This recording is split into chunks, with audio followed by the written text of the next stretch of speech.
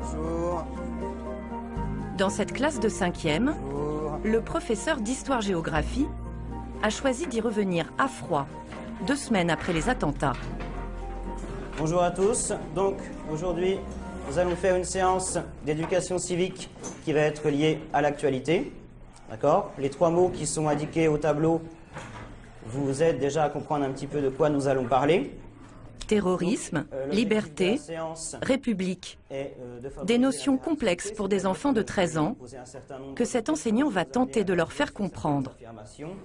Est-ce que quelqu'un pourrait m'expliquer ce qu'est le terrorisme? Hans.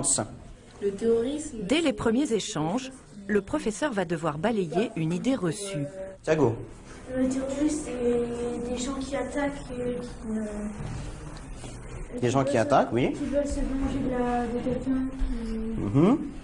Donc s'ils veulent se venger, c'est qu'ils défendent une cause. Pas forcément une religion, mais ils défendent une cause. L'enseignant ne veut laisser aucun doute sur ce qu'est un acte Un terroriste. motif. Pourquoi c'est mal? Comment ça se manifeste, le terrorisme? Levez la main. Kevin. J'aurais vu ça, d'habitude quand on parle de terrorisme, on voit plus des armes que... Alors, s'il y a arme, ça veut dire qu'il y a Meurtre, violence. de la violence, d'accord? Donc c'est forcément hors la loi, puisque la violence est régulée, est interdite par la justice, d'accord?